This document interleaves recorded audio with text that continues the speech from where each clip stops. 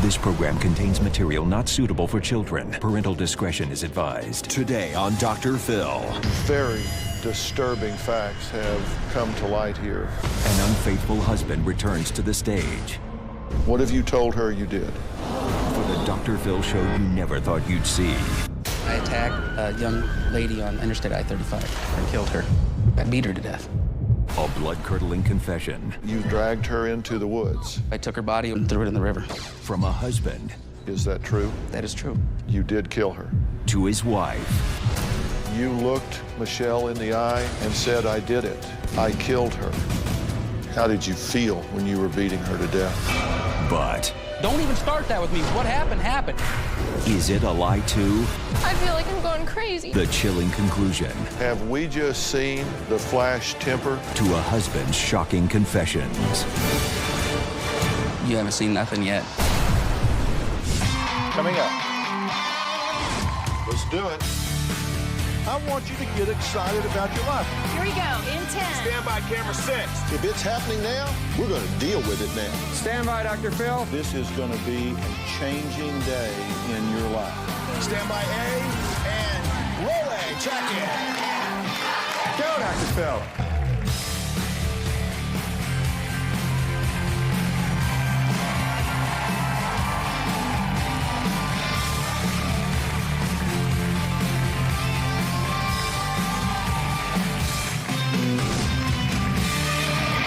Thank you very much. Thank you very much.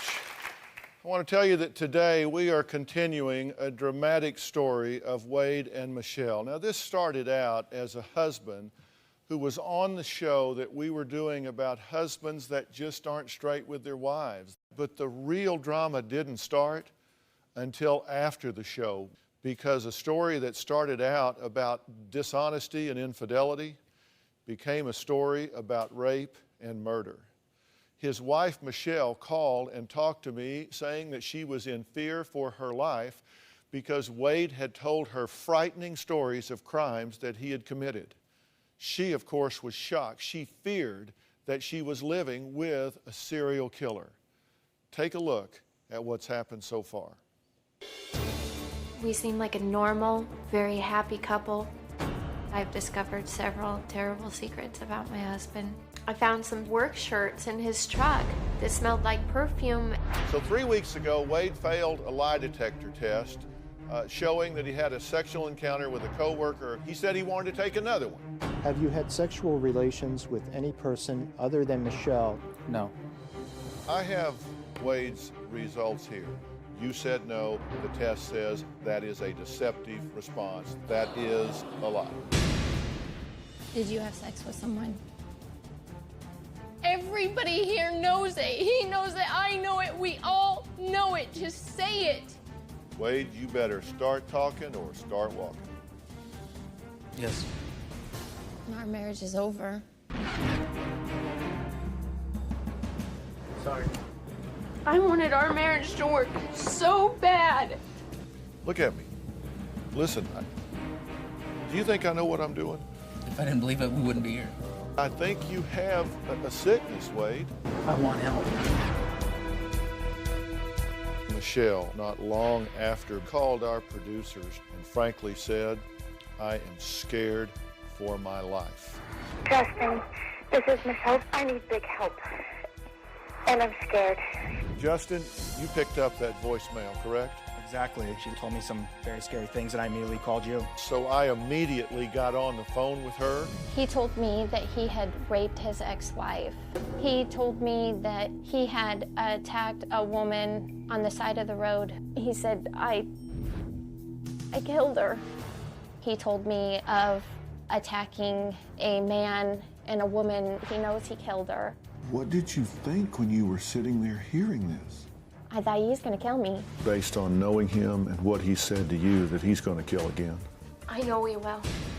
You are fully convinced that you are living with a serial killer, I am. a serial rapist. I am. You know, this is like playing Russian roulette. We have got to get you and the children out of there. You are in danger. Michelle said because she feared for her life, she got a protective order. I'm very scared. He's been repeatedly calling me nonstop. When I got served with the protective order, I was shocked. She had just told me that morning that she loved me. I'm scared to death that I'm gonna be next. Anytime I go to bed, you can roll over any time and just kill me. Wade is in a panic state. If he's this angry over just not being able to find me, I can't imagine what's in store. I want a divorce. What's it been like for you? I haven't had a chance to break down yet and even think or get the gist of what's going on. Just running on fumes and trying to keep a smile on my face for the boys.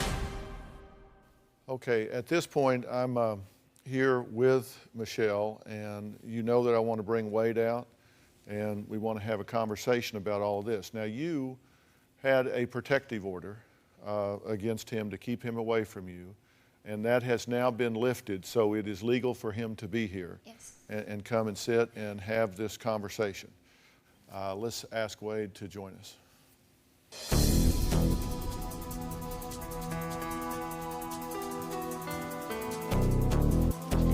Good. Let's see. Wade, very disturbing facts have come to light here from Michelle, and I'm curious as to whether they are facts or whether they're not facts.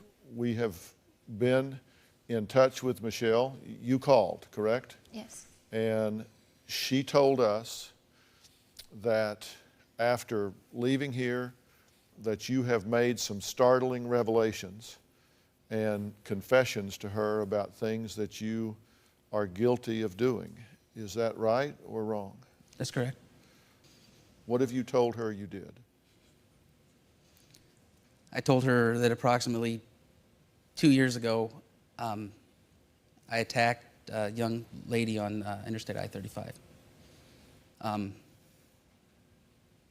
Later, she and I went to the scene, and a different memory came into my mind where I didn't just attack her and she drove away, that I attacked her and killed her. Is that true? That is true. You did kill her.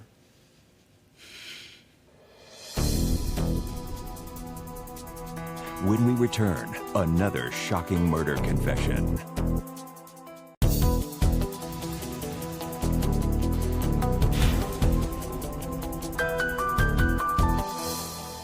You did kill her.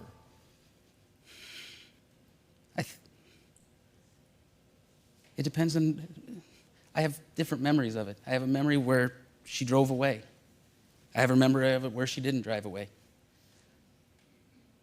I don't know what's right or what's true. Do you want to know? I do want to know. I believe that you want to be honest here. If you have this recollection, you either have it or you don't, Wade. This was 2 years ago, less than 24 months ago. You gave us a timeline on this. It was in the fall of 2005. You said that you attacked this woman along I-35 while changing a tire, and that you then dragged her into the woods. When you went there, you became physically ill, and you looked Michelle in the eye and said, "I did it. I killed her." What was in your mind at that point? I saw visions of me beating her to death. Tell me what you saw. Tell me the movie in your mind. How did it happen? You dragged her from the side of the road? No, I carried her. How did you carry her? Over my shoulder, fireman's carry. Your left shoulder or your right shoulder? Right shoulder. How far into the woods did you carry her? It's 40 yards to the trees and probably another 10, 15 yards in. What happened when you got her back there? When I got her back there, I was going to rape her. I don't know if it was the cold or what. I couldn't do it. I became infuriated and angry, and I beat her to death. With your hands, your fist, with a My weapon? fists. Did she resist? No. Did she struggle? No. She just laid there? She was unconscious when I took her to the woods. How did she get unconscious? What happened on the side of the road?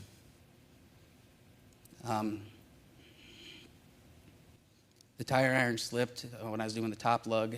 I had my back to the front of the car. I hit myself in the face. I split both my lips and fell on my butt. She laughed, and that's it. It went. I slammed her against the side of the car. I then slammed her on the hood of the car,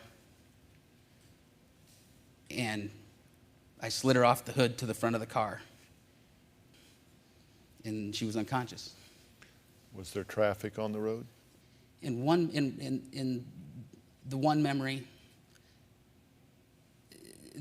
a truck, a bus, some big vehicle went by. I remember the wind, the push of the wind, and a horn.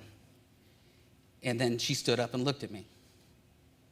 And I put my hands up and I backed away and I said, "Go." And she left. In the other memory, there was no vehicles.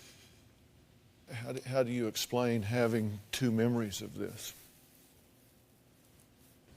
I can't.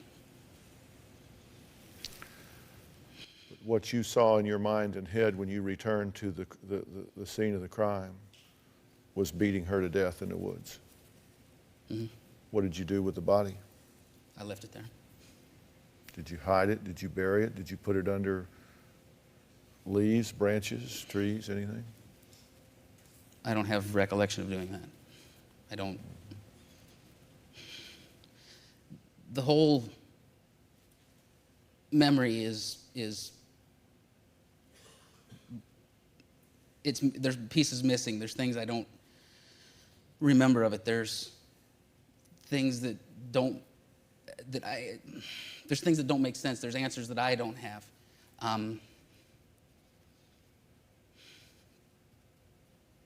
I don't remember hiding her body. I don't remember moving her body. I don't. How did you feel when you were beating her to death? I don't know emotion. I don't remember an emotion. I don't. Is rape a sexual thing for you? I think rape would be a sexual thing for anybody. That's part of what it is. Didn't you say to me that it's more than that to you, that it's about demeaning, that it's about dominating? Demeaning, power. Is that what you felt at that time? To do that to somebody, there had to be a rage. I mean, there had to be rage. That's not. But I don't remember a specific emotion. Talk to me about Macedonia. I was deployed to Macedonia in the mid to late 90s. I don't know the dates. Had a two-week block of UN leave. We were working for the United Nations. During that leave, I went downtown with my rifle squad. Went to a bar. Had quite a bit to drink. Was par for the course. I was talking to a young lady there, and everything was going well. After maybe hour or so, young fella showed up, started, I'm assuming, cursing at her. It was in a different language. Said a few things to me, and they left. I wasn't ready for the conversation to end. I followed them out of the club over to the car. She was getting in one side. I walked up. I said something to her. She turned and slapped me. And I punched her in the face and later knocked her out. He came around the back of the car after me. I beat him. I can only assume I beat him to death. At that point, I threw her over the wall outside, and I beat her to death. It's like I woke up, realized what had happened. I tried CPR. I tried mouth to mouth. There was nothing I could do. I got scared. I didn't know what else to do. So I took her body over to the river and threw it in the river. So you have no doubt you killed those two people? I don't have the other ending to that story, no. We'll be right back.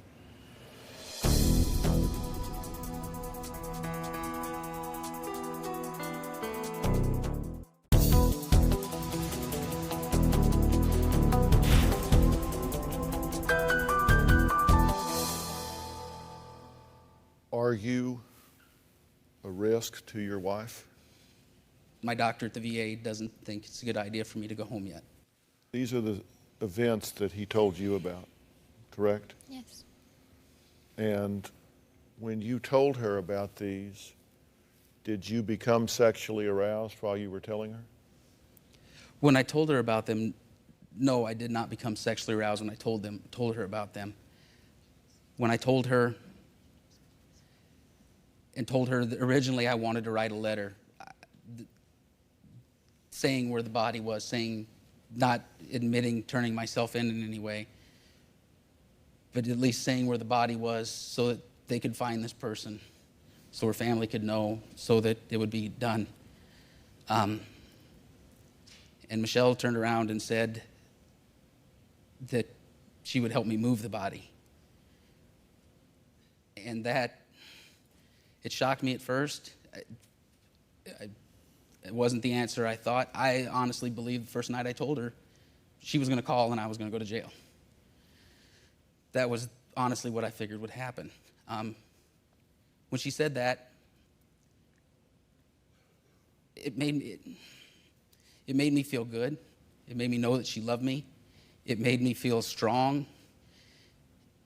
And it made me feel a better connection to her. That's why I got turned on. That's why I wanted to be intimate with her. That was truly felt like unconditional love. How do you feel about this as you sit here and hear it?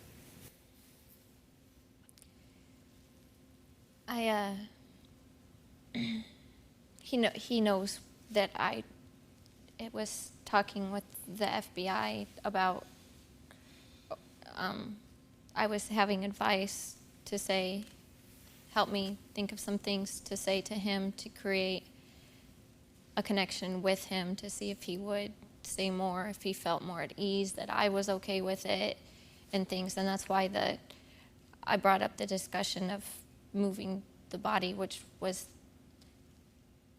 I felt like throwing up and he felt like having sex. I'm having a hard time understanding that him even sitting here telling you the story about being out there is off from, some things are kind of off and changed from what he told me. I don't understand that. Why, after hearing these atrocities, would you lift a restraining order to keep him away from you and your children? Wade, he got committed. They had a psychiatrist from the VA talk with him, and he diagnosed him with something, and then after the incident happened where I went into the hospital, he had come over and he could have just, if he wanted me dead, he could have just not done anything. He could have come in, he could have killed me. She has said that you have become very aggressive during these sexual encounters, which you were doing to try to draw more information out of him, to the point that she had to pull your hands from around her neck. Is that true? When you were doing this to me with Tremarco's advice, when he thought I was this estranged serial killer that was going to kill you and the family, and he wasn't smart enough to take you out of the house, when you were doing this by his advice to get more information out of me, you were the one that wanted to play those games. You were the one that instigated the situations we were in. I didn't instigate those. I didn't like it. I got physically ill after the one time, if you remember. I didn't like it. It wasn't my idea. It was his idea right there. It wasn't my idea. I'm not the one that instigated it. You need to calm down. Coming up, Wade shows his shocking rage.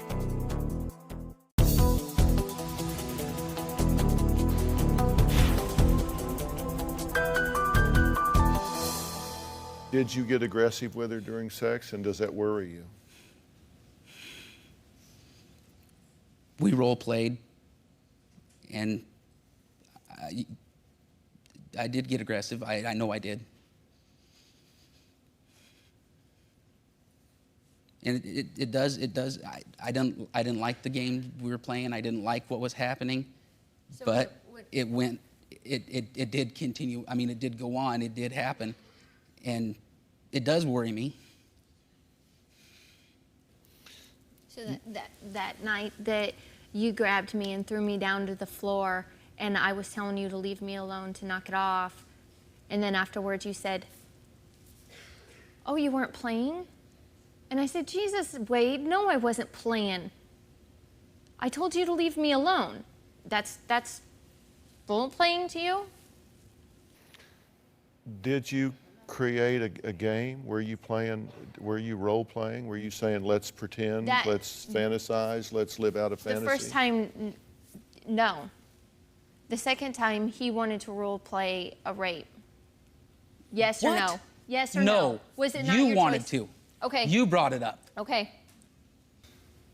Bottom line is, you don't want to hurt your family. No, I don't. You don't want to hurt anyone. Michelle or your children, foremost beyond anyone else, right? I mean, that's the last thing you want to do is hurt somebody. And if you're a risk to them in any way, then you want to know that, right? Yes.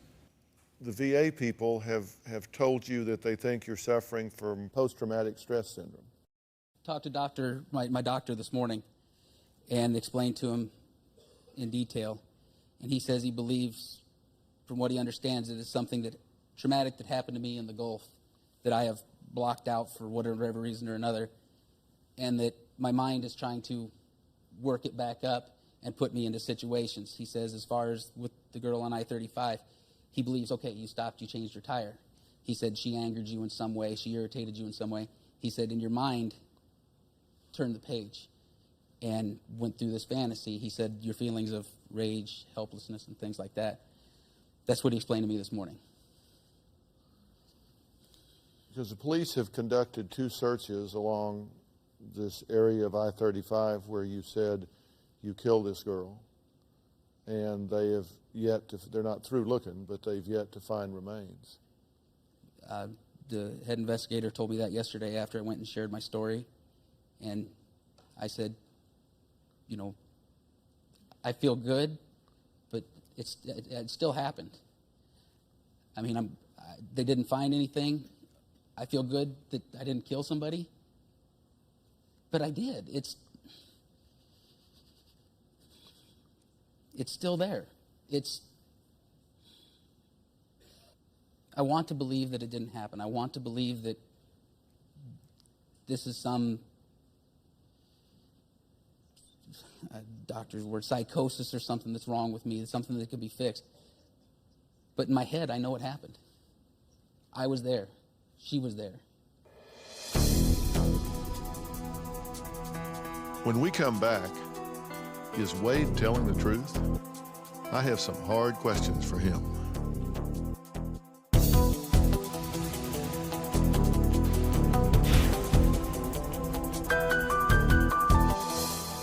Do you think that it's possible that he is lying to you, fabricating to you, doesn't know the difference between fantasy and reality, and maybe didn't kill these people? Are you convinced he did? Are you convinced he didn't? Do you not know? Where do you come down on this?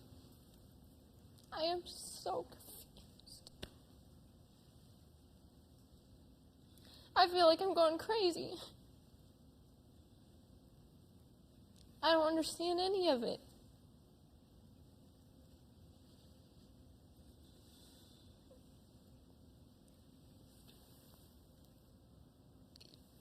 I mean, how can you fail a polygraph test?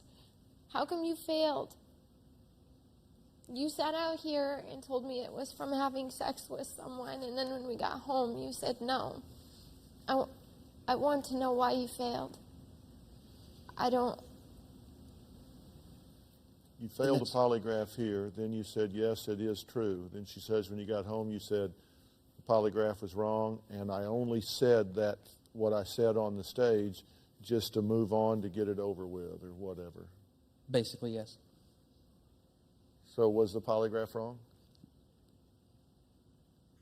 If I It's just tried all to about- rape and kill this girl, then no, the polygraph is correct. But you're saying you've had no other sexual contact other other sexual than the contact. situation where you tried to rape and kill somebody? No other sexual contact. So when you were confirming the results, you at first said no, no, no, and then you said yes. When you were saying yes, were you thinking about the raping and the killing, or were you thinking about something else, or were you just lying to tell me what you thought I wanted to hear? There was no point in arguing with the Dr. polygraph? Phil or a polygraph that Michelle and everybody else believes is correct. Well, you know, You went home and argued with me in private about it, so you just saved that for me alone at home. You won't do it out here when I have help to help sort it out. You wait till we're in private alone and you can warp and twist my mind to believe what you want me It wasn't to. to warp and twist your mind, Michelle. That day we were here last, I was shocked that I didn't pass the polygraph test. well, wait. Let me say a couple of things here, okay? First off, I so hope and pray that you haven't killed anybody. But we were backstage with the cameras off, the microphones off, and you confessed things to me then and to you that involved sexual contact with other people. You said you raped your ex-wife. You said you had raped other women and that it was totally with you, not about sex, but about demeaning them, degrading them, and controlling them. And you gave me the specific example of your ex-wife. In 1991 or 92, Was that true? Did you rape her in 91 or 92? yes, And she just never pressed charges? nope. Wait, I want to try and figure this out. You want to know, right? I mean, what freedom would it be to you to find out that you had not killed someone? Yeah, it'd be liberating. I want back who I was. I want back who I want to be. I want back the person I portrayed to Michelle when I hid everything from her. I want back my life. I want to help her. I've hurt anyone and everyone that's ever entered my life. Not just physically, but more mentally. This problem that I have, barring the killings, the rapings, this problem that I have is a problem that I think I always kind of knew I had. I've always suspected, and I've denied it. And I've denied it to my family. I've denied it to my parents have complained to me about it for years. 5 years ago, I was at a hospital, and the doctor told me he thought I had PTSD, and he wanted me to get help, and I didn't.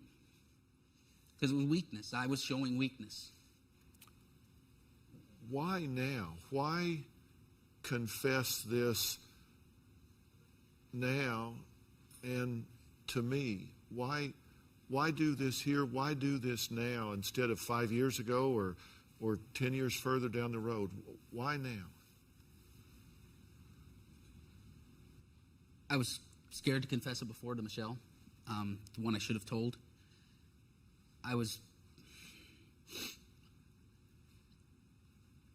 In confessing it, I knew that it meant a jail cell.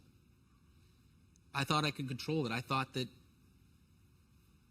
I could take care of this, that it would get better with time, that I could work it out. And I told Michelle because I wanted to give her the truth. We had talked backstage, and we talked about this being a new life, no omissions, lies by omission. And I wanted her to know. And you want to get to the bottom of it. You want to know the truth. It's out. It's time to find out. I want this over. I want to get back to having a life. I want back to being the man Michelle loves. I want her to be able to walk by when I'm playing with the kids and not worry that I'm doing something to the kids, that I'm going to hurt one of the kids. If I arrange for you to have a polygraph examination about these crimes, will you take it? With someone other than Jack. Okay. I know you have... What's wrong with Jack? If he thought I was this deranged killer and he had you in the house just to profile me, on him. If you were in danger, you should have been out of there. He shouldn't have had you there playing these stupid games with me, trying to figure out what was going on with me. You should have been gone. He was trying to figure out the level of danger that I was in. He was trying to sort that out for himself. If you were in any danger, the kids were in any danger at all, you should have been gone. I was more in danger to leave. Well, first off, and I'll let Jack speak for himself here, but that wasn't his call in any way whatsoever. I agree. Was he giving her information and wanting her to play this game along and find out about me? I can assure you that if you have energy about him, that's not the person that you should sit down with, but I will make those arrangements for you back home, where you can do it where you're comfortable and there and set. Jack, did you want to say something? Yeah, Dr. Phil, I'd like to say to Wade that there was a way for this never to have occurred. And that would be if you didn't kill someone, don't go telling your wife that you did. Don't on you. Don't even start that with me. What happened, happened. You having her stay there Michelle was what was called wrong. me for help. And did you tell her to play along with the game and to play me out and see what was happening? That she was while you're worried, 4,000 miles away? She said that she did was you do worried. That? Did you do that? She said that she was worried, Dr. Phil, that he might hurt her if she kept asking questions. And so we discussed how she might ask questions, and his suspicions wouldn't be turned toward her. So in essence, she stayed there, and you kept having her ask questions to find things out. She had nowhere to go that moment. Wade, you're the problem. You're not. I'm not denying I'm the problem, dumbass. What I'm saying is you should have got her out of the house if you were concerned at all about her or the kids. That's what I'm saying. I am the problem. What I did is the problem. Your negligence with doing what you do and calling yourself what you are, that's the problem I have with you. You know what, Wade? You have a problem that you need to work on. Even your wife and your children are afraid of you, and I didn't start that. I tried to keep her safe, and she knows that as she sits there. I never said anything to her that wasn't from my heart. I treated her like she was my youngest daughter. You left your youngest daughter in a house with me that you thought was a serial killer. You left your youngest daughter in a house with me that you thought that? I didn't know. Did you think that? I didn't know if you were a serial killer or that you were deflecting the truth from your polygraph. That is, there are other lovers. What did he tell you? You made up a horrific event. That I was a serial killer? Time out. Did I fit the prescription perfectly? Time out. This dialogue is over. I want no more conversation between you two. I just want to ask you, have we just seen the flash temper that can happen with you when you get agitated? You haven't seen nothing yet. How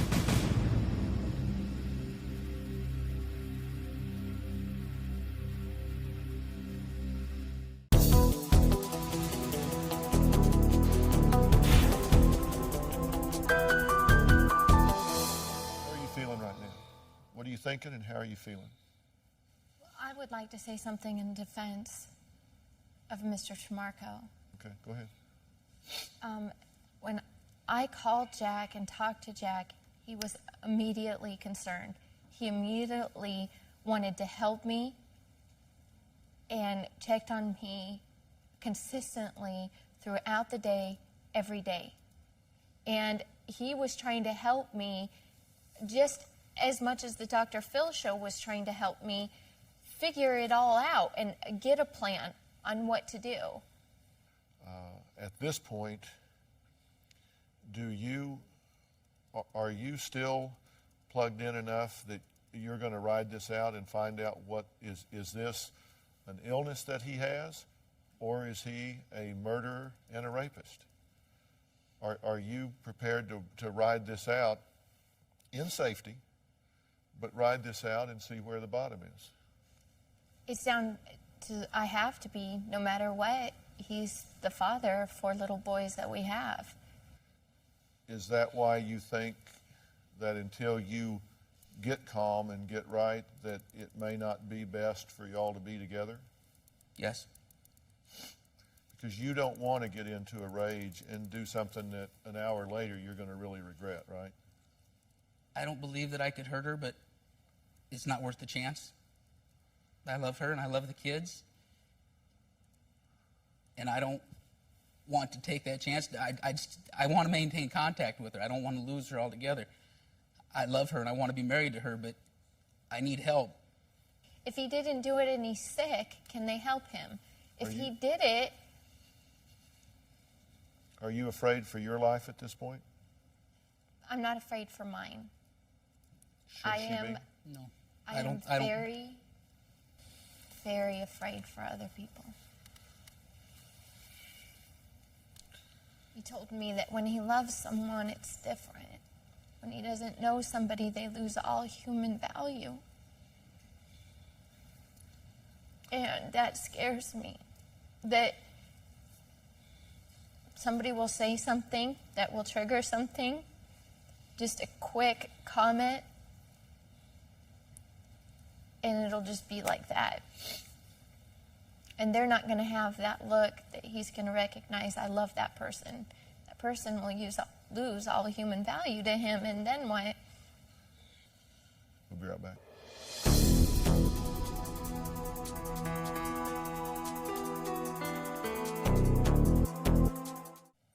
Well, we've been through a very intense 2 days here. Like you, I have been shocked at so much of what I have heard, and I have tried to guide our way through this. Clearly, this story isn't over. We're continuing to work with the Federal Bureau of Investigation and the Iowa State Police and cooperate in every way that we can to find out what's going on. My number one concern is the health, safety, and well-being of Michelle and her children. My second priority is the health, well-being, and safety of Wade. I don't want him hurting himself or anyone else. That's why we have lots of professionals involved. We've notified law enforcement. We will keep you posted, and I'm sure I will hear from you on the message boards. Thank you for being here.